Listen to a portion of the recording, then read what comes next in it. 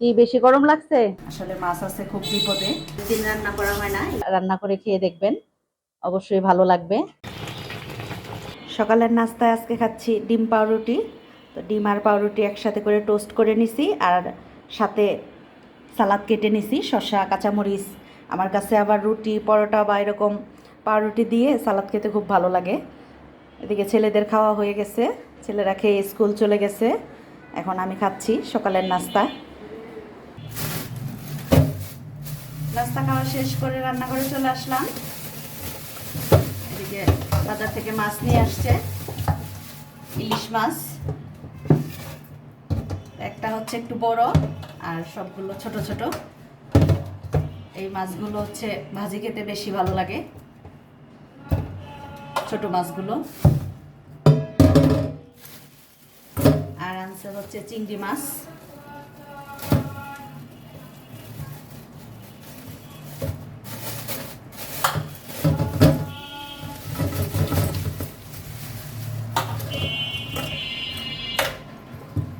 চিংড়ি মাছ, ইলিশ মাছগুলো খুবই ভালো, বরফের না মাছগুলো, একদম টাটকা। চিংড়ি মাছগুলোও ভালো। মাছ কাটা ধোয়া শেষ করলাম, এখন মাছে হলুদ লবণ মাখাই নিই।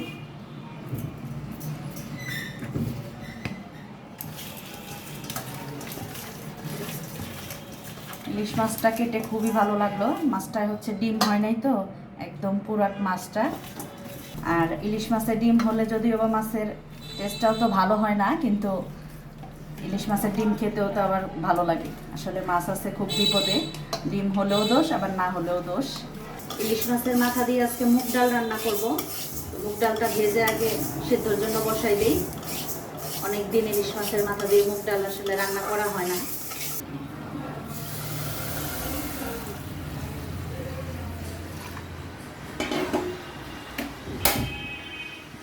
আম দিয়ে চাটনি রান্না করব। তেলে ফোড়ন দিয়ে দিছি শুকনা মরিচ, আর দেব সরিষা।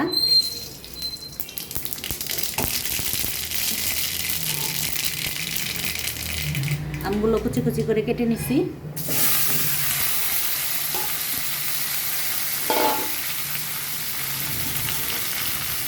লবণ, হলুদ।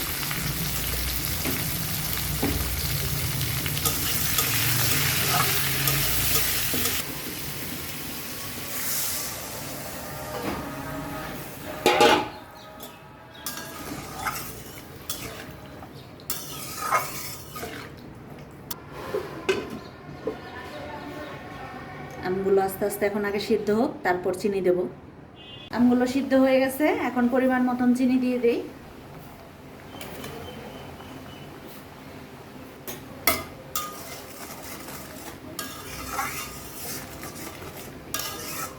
তো চাটনিটা চিনি দিয়ে কিছুক্ষণ জাল করে নিলাম, আর এরকম একটু পাতলা পাতলাই রাখবো।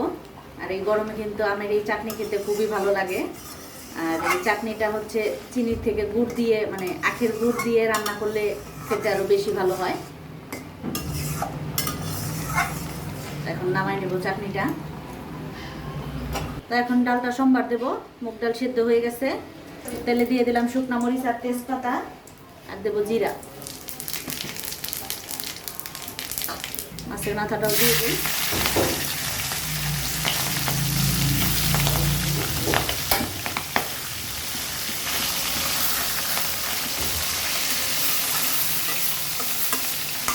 মাছের মাথাটা ভাজা হলে তারপর ডালটা দেব।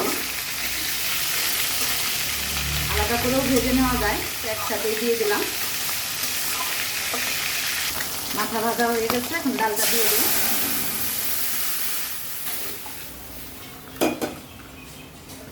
এখন কিছুক্ষণ জাল করে নিলেই ডাল রান্নাটা হয়ে যাবে। আজকে ইলিশ মাছ রান্না করব সরিষা দিয়ে। তো এখানে ব্লেন্ডারে ব্লেন্ড করে নেব সরিষাটা। সাদা সরিষা, জিরা, লবণ, কাঁচামরিচ একসাথে দিয়ে দিছি। ডালটা সোমবার দেওয়ার পর ভালো করে জাল করে নিছি মাছের মাথা দিয়ে। হয়ে গেছে ডালটা। তো সরিষা ইলিশ রান্নার জন্য মাছগুলো সরিষা বাটা দিয়ে মেখে নেব। এখানে তো সব কিছু একসাথে বেটে নিছি। একটু সরিষার তেল দিয়ে দেব, আর দেবো একটু হলুদ। আর সরিষা বাটায় তো লবণ দিয়েছি, তো যদি পরে আবার লাগে তাহলে দেব। ভালো করে মেখে তারপর বসাই দিব। তো কড়াইতে দিয়ে দিয়েছি তেল, এখন দিয়ে দেবো একটু জিরা,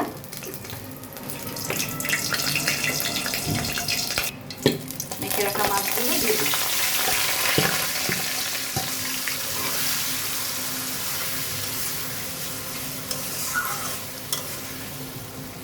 এখন হচ্ছে ঝোল দিয়ে দেই।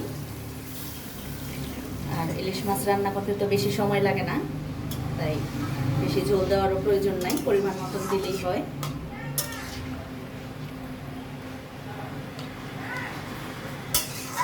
আর ঝোলটা কিন্তু এই যেই গামলায় মাছটা মাখছিলাম ওই গামলাটা ধুয়ে তারপর দিয়ে দিছি, ঢেকে দিই। এখন আস্তে আস্তে হোক।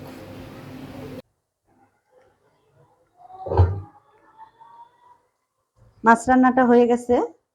পরে হচ্ছে 2টা ছোট ছোট ইলিশ মাছ দিয়ে দিছি তরকারিটায়, আর কয়েকটা আস্ত কাঁচামরিচ দিয়ে দিছি।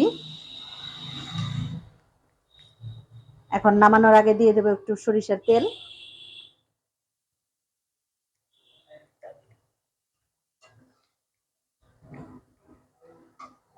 তো পুরোপুরি রেডি সরিষা ইলিশ রান্না। তো এদিকে 2 ভাই চলে আসছে স্কুল থেকে, তাদের স্কুল ছুটি হয়ে গেছে। আর স্কুল থেকে এসেই উপরে একটা ফ্যান চলতেছে, নিচে আরেকটা ফ্যান চালাই নিছে, তার বেশি গরম লাগতেছে।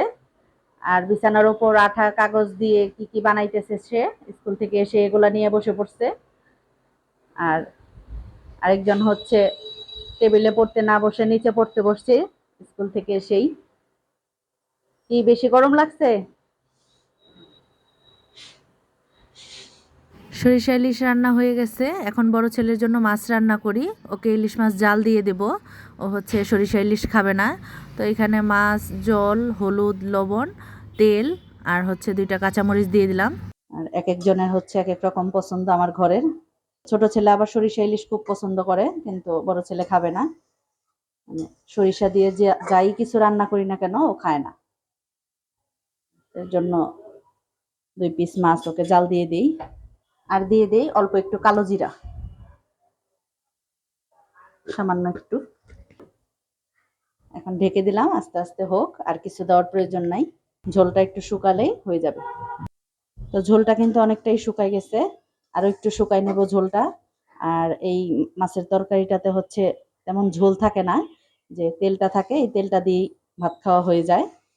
আর ঝোল রাখলে ভালো লাগে না খেতে, তো তেলটাও একটু বেশি দিতে হয় এই তরকারিতে। আর ইলিশ মাছ থেকে তো এমনিতেও তেল বের হয়, তবে মাছটা যদি ভালো হয় তাহলে এই তরকারিটা খেতে খুবই ভালো লাগে।